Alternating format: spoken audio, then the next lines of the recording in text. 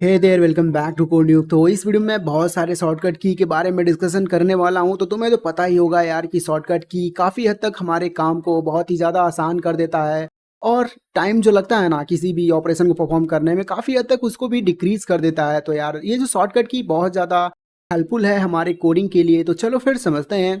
तो यहाँ पे मैंने एक फाइल बना के रखा है index.html और यहाँ पे मैंने ढेर सारे शॉर्टकट की जो कि इम्पोर्टेंट है मैंने बस वही इंक्लूड किया है अकॉर्डिंग टू ब्राउजर और अकॉर्डिंग टू VS कोड। तो चलो फिर डिस्कस करते हैं। तो वैसे तो यार बहुत सारे शॉर्टकट की होते हैं लेकिन बस इम्पोर्टेंट जान जाओ यार, बस उतना ही बहुत है।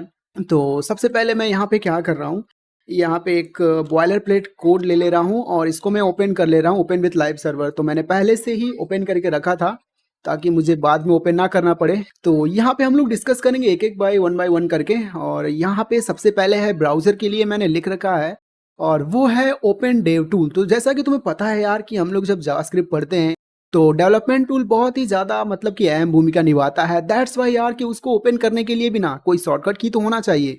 तो अगर तुम अपने कीबोर्ड में ना F12 वाले बटन पे क्लिक करते हो या फिर कंट्रोल शिफ्ट आ क्लिक करोगे ना, तो ये मालूम है क्या ओपन हो जाएगा। रुको मैं तुम्हें ओपन करके ही दिखा रहा हूँ। तो जैसे मैं F12 क्लिक करता हूँ ना, तो तुम देखना यहाँ पे मेरा डेव टूल ओपन हो गया है। राइट साइड में तुम देख सकते हो और इसको तुम एडजस्ट भी कर सकते हो, ऐसा नहीं है। यहाँ पे थ्री डॉट पे जाओगे तो यहाँ पे तुम डाउन साइड कर सकते हो और इसके साथ ही साथ यहाँ पे आ गया, एक मिनट कहाँ गया, तो यहाँ से तुम इसको पॉपअप कर सकते हो, जैसे कि निकाल भी सकते हो ना। अगर तुम्हारा 2-3 स्क्रीन है तो उस पर भी ले जाके रख सकते हो इसको। तो ऐसे ये काम करता है। मतलब यहाँ पे एक और है, उसको भी मैं यूज करके देख दूं। तो यहाँ पे ये लेफ्ट हो गया ना, तो इसको तुम अपने हिसाब से इसको इधर उधर एडजस्ट कर सकते हो, ये तो तुम्हारे ऊपर है। बस मेरा काम ये था कि तुम्हें ये बताना कि अगर जैसे ही तुम F12 क्लिक करते हो ना, F12 जैसे ही मैं क्लिक कर रहा हूँ तो यहाँ पे मेरा डेव टूल ओपन हो जा रहा है। इसको तुम मैन्युअली भी ओपन कर सकते हो। अगर राइट क्लिक करोगे यार, यहाँ पे इंस्पेक्ट वाले बटन पे क्लिक करोगे तो यहाँ पे ओपन हो जाएगा। ठीक है, तो डिफॉल्ट पे यहाँ पे एलिमेंट सिलेक्ट करके रखता है।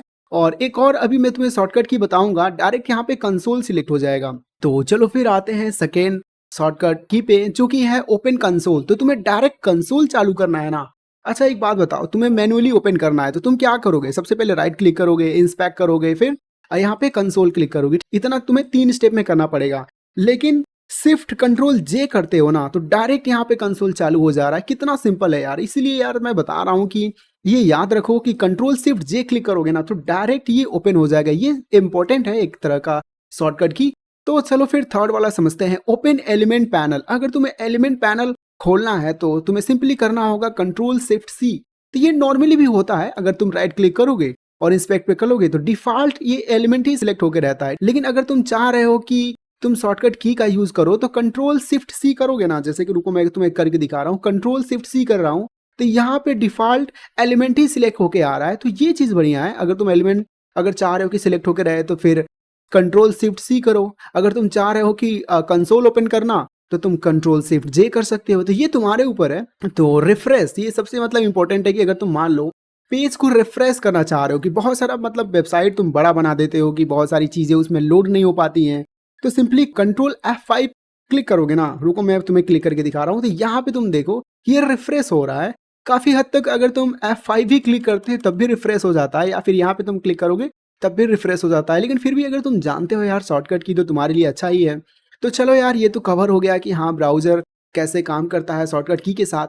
तो चलो फिर डिस्कस करते हैं VS कोड में कौन कौन शॉर्टकट की हैं। तो पहला तो ये है कि कमांड पैलेट। अगर कमांड पैलेट तुम्हें ओपन करना है, F1 अगर मैं क्लिक कर रहा हूँ ना तो यहाँ पे देखो कि कमांड पैलेट ओपन हो जा रहा है।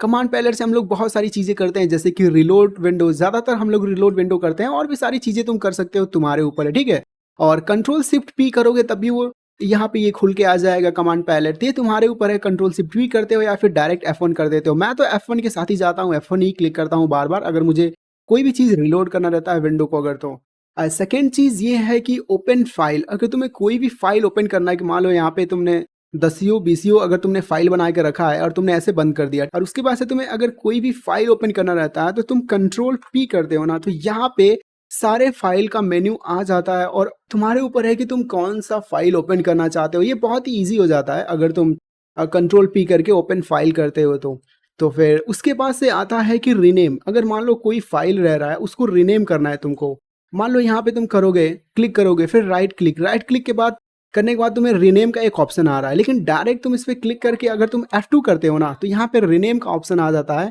ये भी बहुत जगह यूज होता है, अगर तुम्हें फाइल गलती से तुमने कुछ और डाल दिया और बाद में आगे चल के उसको चेंज करना चाह रहे हो, रीनेम करना चाह रहे हो, तो ये F2 है ना बहुत ज़्यादा हेल्प करता है। और लास्ट में वो है कि टॉगल साइड बार।